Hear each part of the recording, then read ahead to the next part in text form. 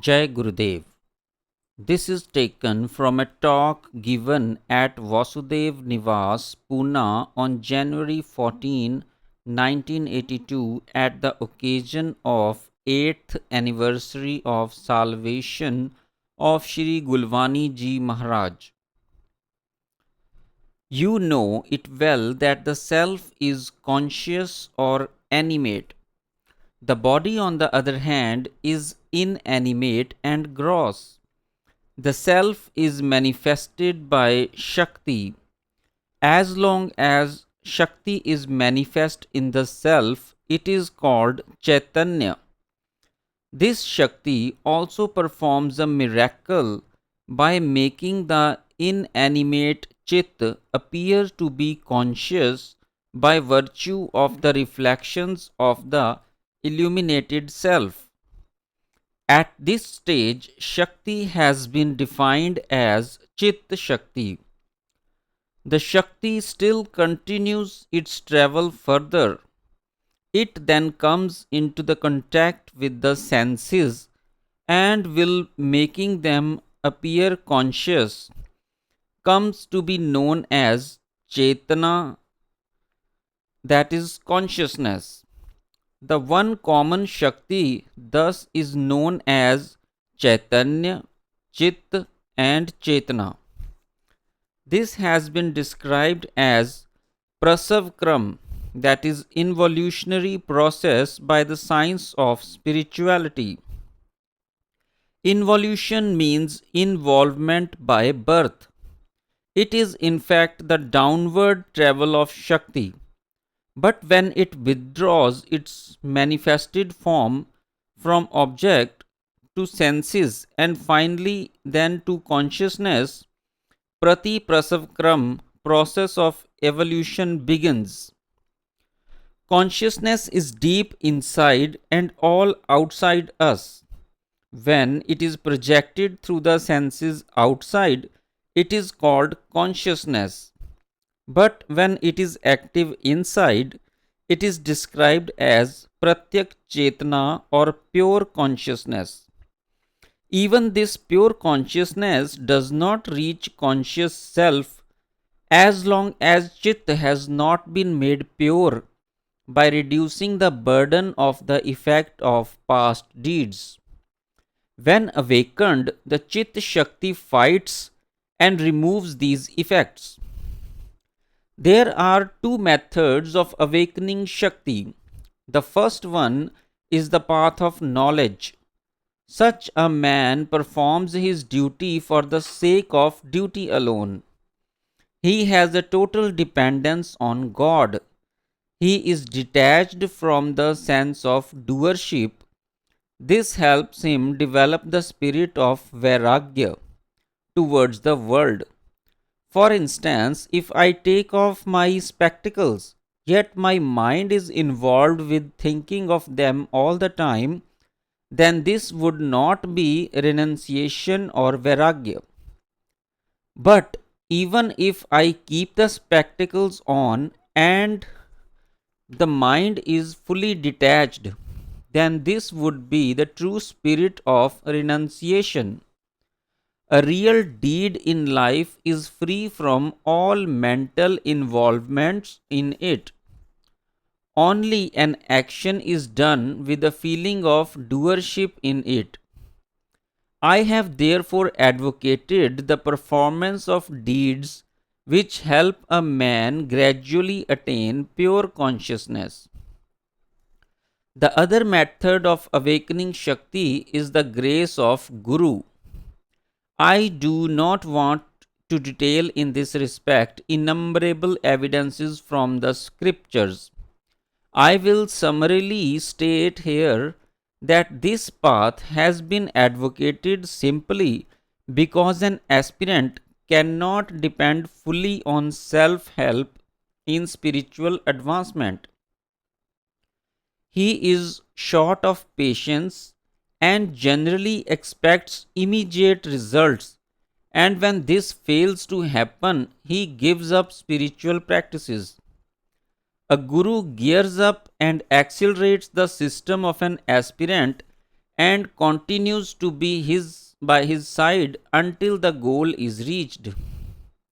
A guru, traditionally speaking, gives diksha or initiation to the disciple, but he neither gives nor takes a thing from him. He does not even impart Shakti on his disciple. He simply prays to the Almighty Lord, saying, "This one of my disciples has offered himself to your protection. He is obedient and keen. May thou bless him by awakening his Shakti inwardly for his evolution." The awakened Shakti of the Guru, thus contacting the dormant power of the disciple, stimulates it forcefully. The more powerful the Guru, the quicker is the awakening of Shakti in the disciple. This system of initiation is called Shaktipat. Literally, it means the descent of Shakti. The Guru is spiritually superior to the disciple. The transmission of power is therefore described as Shaktipat. Shakti, after awakening, stirs up the accumulated effects of past deeds in the Chit, and by transforming them into various movements and actions, gradually thins them out. It has to be noted that these actions have no further effect since the doer is no longer involved in them. The initiated aspirant is only a seer and remains neutral. The awakened Shakti gets the aspirant's accumulated burden reduced by automatic movements. Once the spirit of doership is lost and the seer in the aspirant becomes vigilant, the accumulation of unwanted effects is stopped. You must, in fact, become a seer. For instance, when you see a film, you are totally inactive and the film still goes on. You have similarly to watch in this sadhan. Kriyas taking place automatically. It has been questioned that some sadhaks experiences automatic movements for a very long time and they feel happy about it, but their spiritual advancement is not up to the mark. Their chit is not purified and the accumulation of the effects of deeds continue further. This simply means that the seer in the sadhak has not taken over, which is so important. Now I will analyze the process of accumulation of the effects of past deeds. An ordinary human being has a number of longings developed as he comes in contact with the objects of the world. Longing for a thing give rise to a tendency which consequently expose him to the alternatives of sankalp or vikalp, that is determinations and indifferences. In such cases, Shakti is extrovert as there is a conscious participation of the senses. The mind also has an involvement in it, but in the act of spiritual practice is never the result of any tendency, and therefore the involvement of mind is not there. I have to caution you here again that if you try to part for a particular posture or activity in your sadhan, the seer in you could be lost, and naturally such actions will become deeds. You may be interested in knowing and perhaps prescribing the orders of kriyas in an aspirant for his spiritual progress. It is therefore important to mention here that Shakti follows its own course. Various postures, gestures, and movements automatically take place in an aspirant according to the need of his spiritual advancement. No prescription and no training is relevant in this system for a spiritualist to advance. It has to be taken for granted that the kriyas in an aspirant take place according to the tendencies developed on the basis of past effects in him. For instance, there are different types of electrical appliances which can provide heating, cooling, or lighting. The one and the same electrical energy sometimes heats, cools, or shines. Likewise, the one awakened Shakti in a man can make a sadhak weep, sing, laugh, or dance depending on his various tendencies. Whether good or bad, all these effects go on refining by their manifestation into kriyas. It is to be noted that even worship and many other spiritual practices, unless performed without attachment, only increases the burden of the past. Once Shakti is awakened, this accumulation stops. The art of action taught by Lord Krishna in Bhagavad Gita is automatically perfected by such a person. This is open for anybody's experiment and experience since Shakti is direct and active.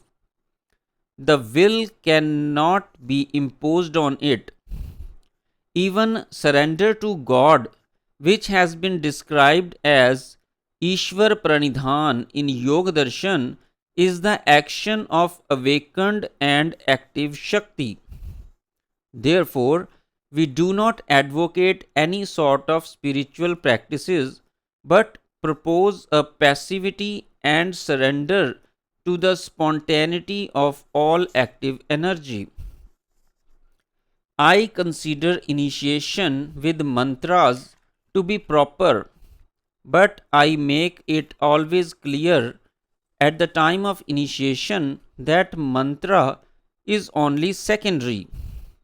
Such mantra is Chaitanya, and if there is no manifestation of activities in an aspirant, the repetition of that mantra will help him manifest his tendencies and his actions in due course. However, it is not advisable that the mantras replace the actions. You may wonder that I am speaking against some system of spiritual practices, which in fact is not true. I simply want to state here that if you continue to be interested in such a system, even after awakening of your Shakti, it is because of your attachment with it. Such attachments have their origin in the accumulated effects of past deeds. The awakened Shakti is capable of thinning them out by their manifestation into action. You may even continue to follow two types of your practices for some time, but it is certain that the practices performed with feeling of doership will gradually be substituted by those without it. When Shakti is awakened, the aspirant experiences to be distinct and different from his senses, mind, and intellect. The idol worship has now come to be recognized as the worship of God with a form.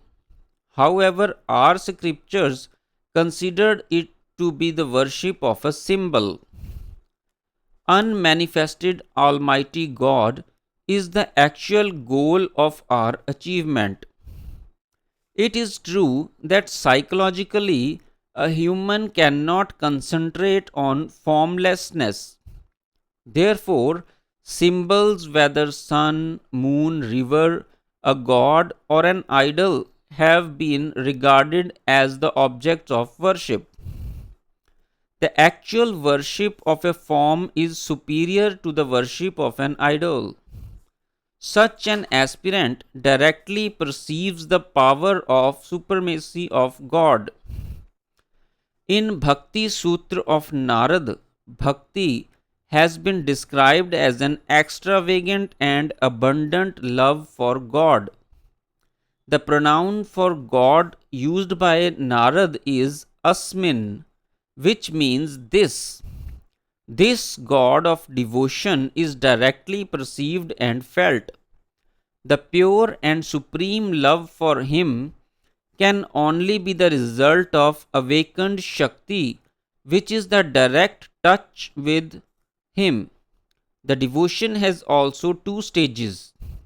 In the beginning, a devotee has the feeling of doership, but when the blissful Shakti is awakened, the ego in him is lost. The oneness of the devotee with the object of devotion is a matter of experience in such cases. These days, a number of saints prescribe mantras like Soham, meaning I am that. I am of the view that this mantra should be an experience and not an idea of our efforts. The stage preceding this mantra is Pragyanam Brahma. Pragyan is nothing but Kundalini Shakti, which has been identified with God. This stage has to be a state of automatic, spontaneous, and instantaneous realization of your system and not an effortful idealization of it. After the objective existence of Shakti is experienced, the stage of Shaktopaya comes. This means that Shakti has started working for the aspirant. Higher than this is Shambhopaya, in which the purified chit of the aspirant is unified with Shakti. Shambho, that is Shiv, thereafter takes over the reign from Shakti. The finest stage is the one in which the inside and outside becomes identical. All forms and objects disappear and the one consciousness is felt and perceived all around. Such a sadhak starts sharing the same experience as the seer of Upanishads, who says, like a spark of fire, one pran is deep inside and all outside us. It is omnipotent and omnipresent. You have a long way to go. This way is also thorny. Therefore, you have to be completely alert and very patient. There are cases when years of practice have not contributed substantially for the purification of Chit. The measurement of your success is not, therefore, the frequency and magnitude of your movements, but sublimation of your mind and purification of your Chit. Jai Gurudev.